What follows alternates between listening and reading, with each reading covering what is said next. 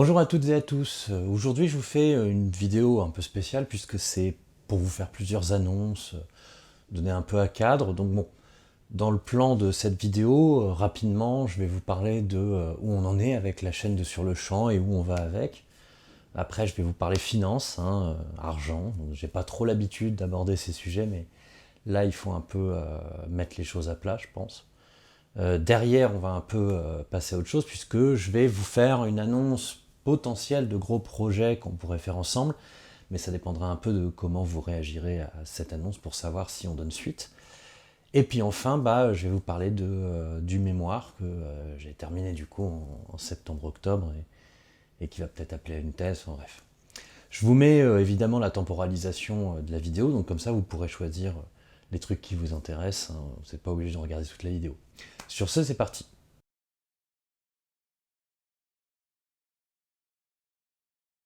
Bon, déjà où on en est, dans l'ensemble, on peut dire qu'on avance plutôt bien. Ceci étant, vous avez remarqué que les vidéos évoluaient, notamment sur le fond, puisque j'espère arriver à vous donner accès gratuitement en fait, à de la vulgarisation qui essaie d'être à peu près à jour sur l'état de l'art historique et qui met en avant les sources utilisées plutôt qu'autre chose. Alors forcément, ça me prend beaucoup de temps, chaque vidéo, notamment sur le travail bibliographique, donc le reste, je ne le fais pas nécessairement évoluer, donc on reste sur des animations qui sont très schématiques, voilà, des choses qui sont pas nécessairement hyper glamour, hein. Je ne suis pas un maître de la forme, de toute façon j'aurais pas nécessairement les compétences pour faire beaucoup plus beau, notamment d'un point de vue graphique. D'ailleurs, vous aurez remarqué que sur les images, j'essaie de faire un certain travail sur l'iconographie pour montrer un minimum d'images qui ne soient pas à peu près d'époque. Ce qui a des conséquences, hein. Forcément, quand on parle du 19e siècle, j'ai des images à disposition. Quand on parle des phalanges à la macédonienne, en fait, l'iconographie est très faible, pour pas dire inexistante. Donc voilà, je fais la remarque parce que plusieurs d'entre vous m'ont signalé que ça manquait d'images. J'essaie d'éviter en fait de nourrir un imaginaire qui lui-même a été construit sur une autre manière de voir des époques historiques qui sont pas... Enfin, qui sont passées, quoi. Le 19e siècle, typiquement, c'est un créateur d'images immense pour le passé, mais avec beaucoup d'idées qui sont un peu battues en brèche aujourd'hui, on va dire. Donc voilà, ouais, c'est pas hyper... on se concentre pas sur le graphisme sur la chaîne, quoi. De toute façon, ça me prendrait trop de temps, en plus du fait que j'ai pas nécessairement les compétences, et faut bien se dire que je fais tout sur la chaîne. À part quelques épisodes où je suis aidé à l'écriture ou à la relecture, voilà, forcément, ça limite un peu les moyens. Sinon, cette année, y a un documentaire long qui devrait finir par sortir. J'ai quelques petits problèmes de production qui retardent le tout, mais bon, on finira par trouver des solutions, on s'adaptera, mais voilà. Donc il y a un gros documentaire qui va arriver. Après, je suis en train de travailler là en ce moment sur la bibliographie pour faire une série de 5 vidéos sur la Première Guerre mondiale, où on va se concentrer sur le matériel, sur tout ce qu'il faut avoir en tête pour comprendre comment on se sert et comment on pense l'utilisation de matériel plus complexe. Parce que là, en fait, le but, c'est de pouvoir sortir le plus vite possible, on va dire, de la Première Guerre mondiale en ayant tous les outils nécessaires pour voir la suite. Ce qui fait que, après cette série, on pourra revenir à la Première Guerre mondiale sur des sujets un peu plus larges ou un peu plus spécifiques. Bon, ce ne sera pas du tout fermé, il y a tellement de choses à dire sur la Première Guerre mondiale, mais voilà, là, on va aller à fond. Je prépare une série de 3, peut-être de 4 vidéos sur la mémoire de la Révolution, sur des aspects, voilà. Il y a plein de sujets qui ont été traités il n'y a pas longtemps, c'est assez intéressant. Et puis sinon, il y a 2 vidéos de Wargame qui sont en cours d'évolution, peut-être même... Ouais, en tout cas, il va falloir que je fasse quelque chose avec l'expérience de Wargame qu'on a ratée l'année dernière. Et il y en a une autre qui va arriver, sachant que là, dans les 2 mois à venir, c'est d'abord 2 épisodes maritimes qui vont nous faire rentrer un peu en accéléré dans le XXe siècle. Mais voilà, comme ça au moins, faut que je parle un peu plus de la mer quand même, parfois.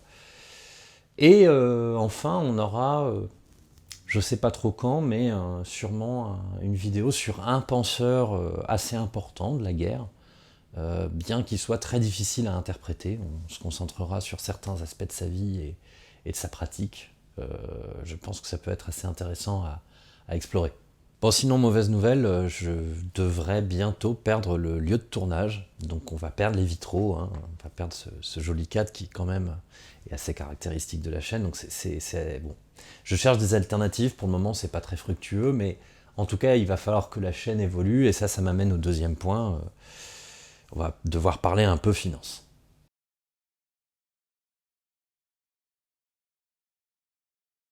Bon, vous le savez, hein, j'ai pas pour habitude de vous faire les classiques, abonnez-vous, mettez la cloche, mais laissez un commentaire, partagez sur les réseaux, ou faites un don sur Utip.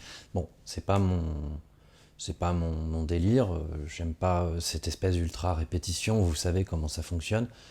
Moi je trouve pas ça très agréable. Aujourd'hui, le fait est que je vide la chaîne, mais que c'est uniquement grâce à vos dons, puisque je refuse les partenariats et que je démonétise les vidéos. Après, YouTube fait ce qu'il fait. Voilà. Je refuse essentiellement les partenariats parce que je trouve que déjà il y a une relation un peu particulière qui s'agrège avec une communauté autour d'une chaîne de vulgarisation, et puis je ressens comme un décalage dans beaucoup de cas où le but de la chaîne, c'est quand même de mettre en avant le travail historique, scientifique sur l'histoire de la guerre, de ne pas idéaliser du coup le phénomène, de rentrer dans des conceptions un peu loin d'une vision héroïsante des combats, et de fait, on propose quand même souvent des trucs pour des produits qui héroïsent ou qui idéalisent la guerre. Donc pour moi, il y a une contradiction que je préfère gérer en prenant aucun partenariat. Surtout que moi je suis vraiment mal à l'aise avec le fait qu'on pourrait profiter de ce que la chaîne agrège pour pousser les gens à consommer encore plus, quoi. Enfin, voilà, moi, en tout cas, c'est ce positionnement que j'ai décidé d'avoir aussi pour protéger la communauté de ce genre de messages à caractère non informatif. Bref, au total, j'arrive, grâce à vos dons, dont je vous remercie d'ailleurs, hein, parce que sinon sans ça je pourrais pas y croire, à dégager un revenu d'un peu moins de 1000 € mensuels. Donc voilà, ça suffit pas, même si je complète avec des travaux à côté, typiquement par exemple en lançant le podcast de l'IHMC qui s'appelle Opsite, qui me rémunère quand même un peu, et qui permet en même temps d'être dans la même démarche que la chaîne, c'est-à-dire pousser en fait les chercheurs et les chercheuses à mettre en avant leurs travaux. Voilà, là on a une petite tension au niveau financier pour moi. Le problème que ça pose en fait, c'est que je fonctionne essentiellement à flux tendu, donc j'ai pas de marge, hein. Outre l'inflation qui frappe tout le monde, là à l'heure actuelle, si mon ordi crash ou que ma caméra fonctionne plus, j'ai pas trop de quoi rebondir.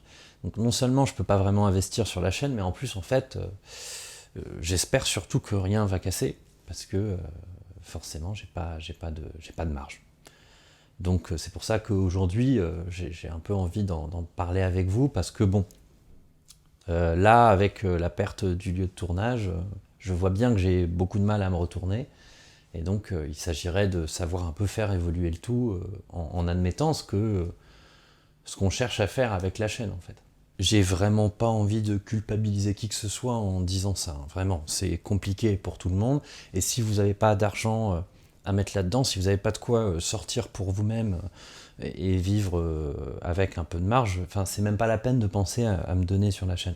C'est vraiment pas le sujet. Par contre, j'aimerais quand même vous faire prendre conscience que on essaie de construire en fait quelque chose, et que vous, votre soutien, que ce soit par vos vues, que ce soit par vos partages, ou que ce soit par vos dons, ça participe à construire une vulgarisation qui est quand même assez reliée au monde universitaire et au travail scientifique des historiens et des historiennes, et que tout ça c'est mis à disposition gratuitement pour tout le monde. C'est pas parce que c'est gratuit que ça n'a pas de coût, mais c'est ça qu'on essaie de faire. Enfin, on est un peu dans la philosophie libriste à la Wikipédia, hein.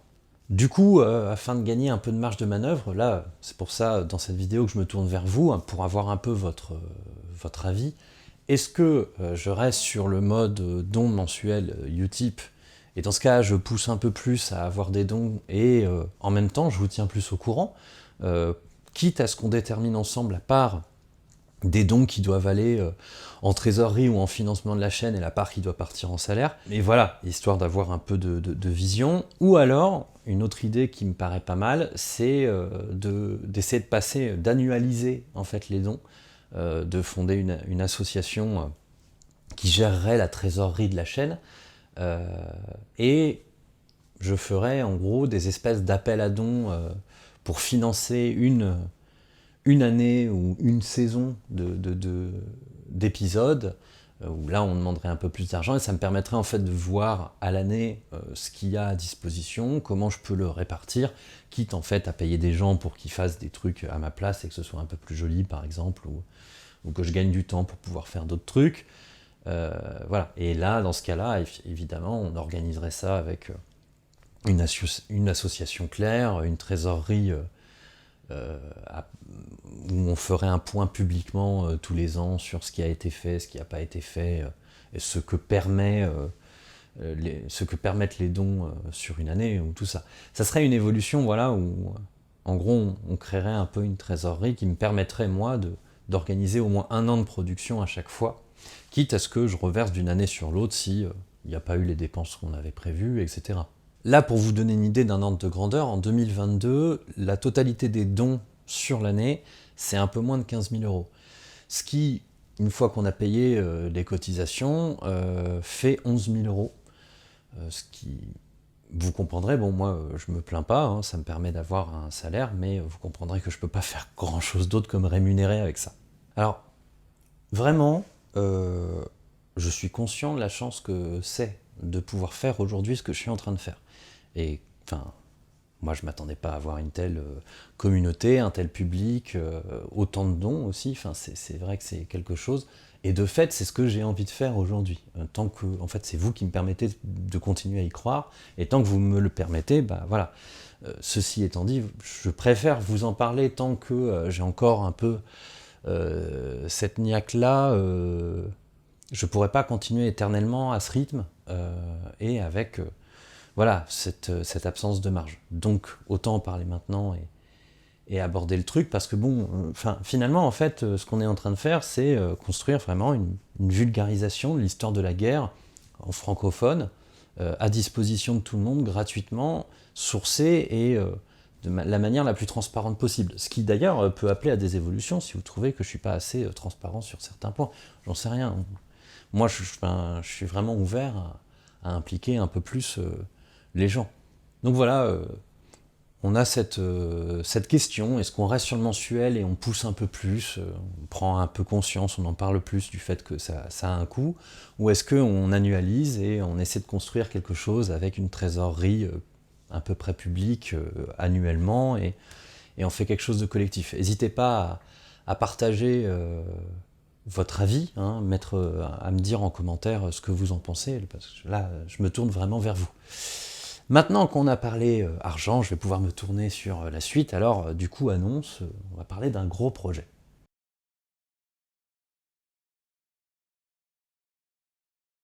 Donc, pour l'annonce du gros projet, en gros, à la suite de la vidéo sur le choc hoplitique, vous avez été nombreux à réagir, à poser une question assez pertinente, c'est finalement à quoi ça pouvait ressembler la désagrégation d'une formation hoplitique qui rentrerait dans une phase de fuite.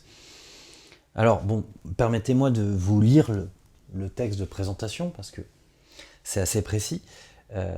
Mais voilà, en fait, il s'avère qu'avec Rémi Saou, qui est l'historien qui m'a aidé sur cette vidéo, et qui d'ailleurs a travaillé aussi avec moi sur la série sur les phalanges à la macédonienne, il y a aussi eu plusieurs associations de reconstitution qui m'ont contacté, et du coup on a commencé à réfléchir à la possibilité de tenter une approche par l'archéologie expérimentale, une expérience un peu grandeur nature de cette question de la dynamique de la fuite dans le choc hoplitique. Donc on a discuté, on a travaillé, et à force on est arrivé à un projet que je vous présente ici, bien que ce soit encore les grandes lignes, et ça reste hypothétique, ça va vraiment dépendre de votre réaction à cette vidéo. Bon, je ne vais pas tourner autour du pot, et puis je vais vous lire surtout. Nous voulons organiser, appuyés par des associations de reconstitution et par des universitaires, entre 2 et 4 jours d'expérimentation avec 800 personnes. Les 800 personnes, voilà, ça va essentiellement être vous.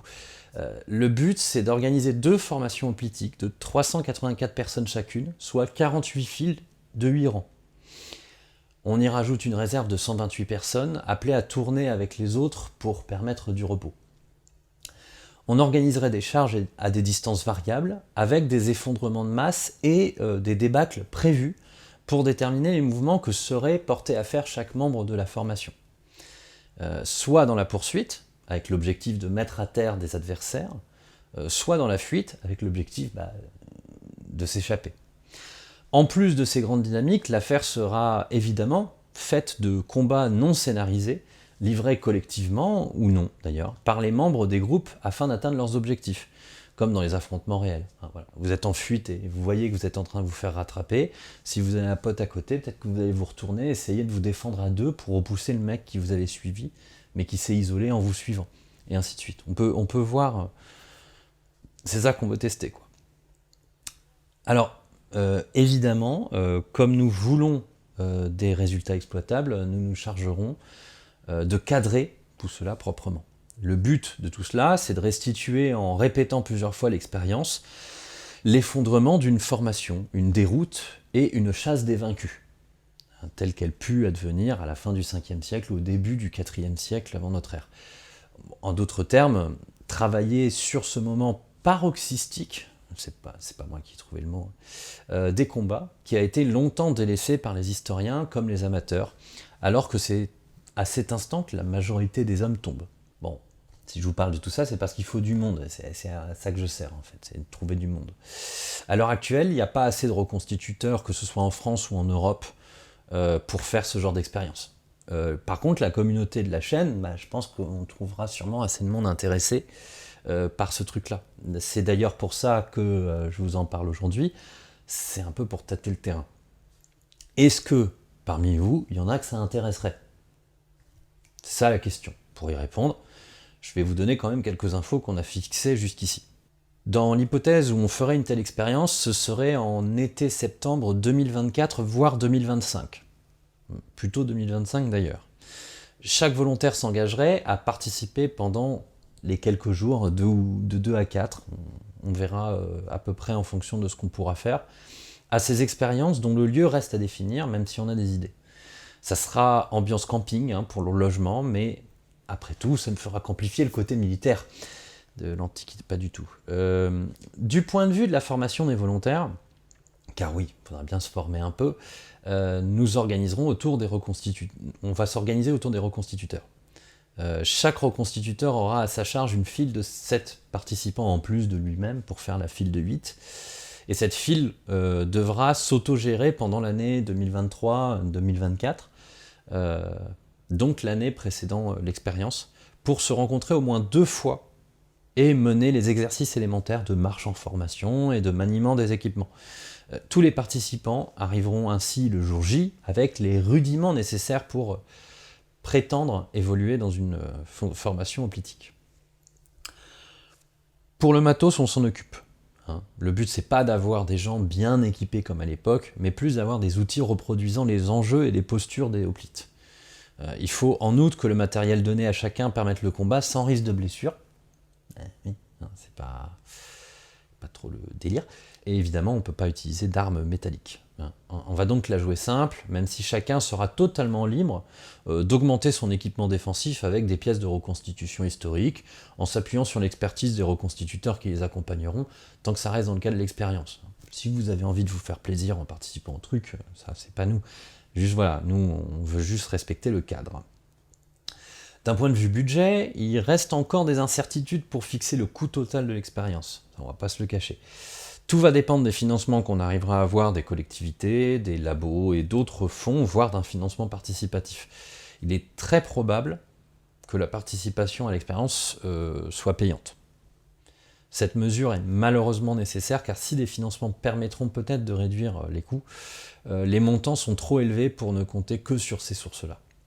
La somme déboursée par chaque participant assurera la nourriture et le matos pour toute la durée de l'expérience, ainsi que la formation préalable au combat politique. À la louche, on pense que ça reviendra aux alentours de 60 € par personne. Et évidemment, si tout ça, ça se fait, on essaiera d'alléger la note le maximum avec des demandes de financement diverses et variées, que ce soit justement par rapport à des labos ou des bourses pour faire des expériences, par rapport aux collectivités locales en fonction de l'endroit où on ira, peut-être un financement participatif, hein, vous avez compris. Enfin, il reste la question de savoir si nous en profitons pour organiser tout un festival autour. Le sujet principal, ça reste l'expérience, hein. Mais si jamais vous manifestiez la volonté de seulement y assister, on pourrait en profiter pour faire un truc sympa. Bon, ça vous voyez, ça reste très théorique à l'heure actuelle. Hein, voilà, j'ai fini de lire. Voilà, n'hésitez pas à réagir. En fait, ça va quand même... c'est vraiment une annonce très circonstanciée pour voir un peu comment vous réagissez. Donc là, faut pas hésiter à le dire si ça vous botterait de faire ce truc-là, ou d'y participer, ou juste de regarder, parce que ça va conditionner la suite du travail qu'on va faire, parce que bon, si ça intéresse personne, on va pas non plus se faire du mal, mais si ça vous botte, nous on serait chaud pour faire une belle expérience d'archéologie expérimentale comme ça, avec du monde.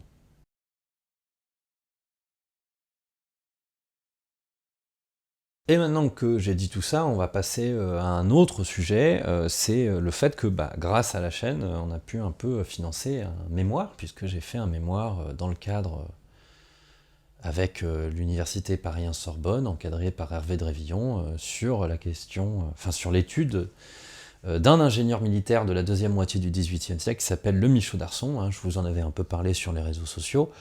Bon, c'est grâce à la chaîne que j'ai pu avoir la motivation et derrière le temps pour pouvoir le faire, même si ça a été physique, hein, on va pas se le cacher. Donc j'ai fini le mémoire et ça a pas mal plu. Hein. On va pas, je vais pas réduire ça. Hein. Mon mémoire il a plu, visiblement il était bien, donc c'est cool, je suis content. Et du coup, là, la question qui se pose, c'est est-ce que j'enchaîne sur une thèse, parce que y a des sujets qui sont tout à fait intéressants à évoquer par rapport à ce mémoire. Donc, moi là, j'avoue, je suis assez attiré par le fait de faire une thèse. Mais là, je vais essayer de trouver des financements à côté, hein, parce que ça va aller. J'ai des sujets qui ont été soulevés par le mémoire, donc c'est cool. J'ai des trous dans le mémoire qui ont besoin d'être remplis, parce qu'on peut pas tout faire dans un mémoire, hein, ça reste un Master 2, pas du temps à profusion. Donc bon, ça retarde 2-3 trucs. Moi, si vous avez envie, et s'il y a assez de réclamations, je vous fais des vidéos un peu plus limitées pour vous présenter les résultats des travaux que j'ai faits. Voilà. Donc, avec tout plein de sujets, hein, sur c'est quoi un ingénieur au XVIIIe siècle, comment il justifie le savoir à l'époque, c'est quoi les disputes à travers des livres interposés que le Michaud d'Arçon nourrit avec ses propres livres, ses propres imprimés, c'est quoi son travail, qu'est-ce qu'il fait, qu'est-ce qui se passe à Gibraltar. Ça c'est un sujet marrant. Qu'est-ce qui se passe à Gibraltar où mon pauvre Darçon il se fait humilier, hein. Ça se passe pas très bien ce qu'il a proposé, on va dire. Comment il se comporte à la Révolution, et finalement qu'est-ce qu'il dit en fait, hein, dans ses écrits, dans ce cadre-là. Voilà. Donc c'est une époque super intéressante sur comment on pensait les fortifications après l'époque de Vauban, mais en même temps en fait avec un gros héritage. Il ne s'est pas rien passé, on ne parle pas souvent des fortifications après Louis XIV, et en fait il se passe des trucs, et c'est intéressant. Voilà, bon, toutes ces choses-là, je peux vous en parler. S'il n'y a pas de demande particulière, bon, je vais le garder pour après, parce qu'en gros, moi, à travers la thèse et compléter ce que j'ai pu écrire jusque-là sur Darçon, j'ai un projet, ce serait d'en faire un livre, mais un livre universitaire, hein, avec donc toute la symbolique un peu rugueuse des bouquins d'histoire, hein, où les notes de bas de page, la bibliographie, les aspects théoriques, les références à certains résultats des sciences sociales pour appuyer le propos, toutes ces choses-là, mais articulées avec des vidéos qui vulgariseraient le propos du livre. Mon but étant, vu que bon, bah, y a la communauté, tout ça, hein, j'ai la possibilité d'en parler, d'essayer de proposer en fait un livre universitaire, mais articulé avec des vidéos qui vulgariseraient ce que ça raconte, pour que vous puissiez lire le livre, accompagné en fait par des vidéos YouTube où on se prend un peu moins le chou, on en parle plus simplement, plus légèrement, peut-être avec plus d'illustrations. Voilà, donc ça c'est quand même un travail de long terme, et ça serait ça la finalité. Mais si vous voulez que je vous parle des résultats du mémoire avant, n'hésitez pas, moi ça me fait plaisir, hein, vous pouvez en parler avec mes amis, je parle trop du Michaud d'Arçon, donc je serais très content d'en parler avec vous. Voilà, voilà. Et ça termine bon, cette vidéo où j'ai un peu tout rassemblé, hein, je vais pas faire 46 vidéos pour vous tenir au courant, c'est pas nécessairement mon style, donc voilà, là on a à peu près tout. Excusez-moi pour les tics des yeux, tout ça, le pollen a commencé, donc j'ai les yeux un peu secs. Voilà. Sinon, bah écoutez, je vous remercie de m'avoir écouté, et puis je vous souhaite une bonne journée.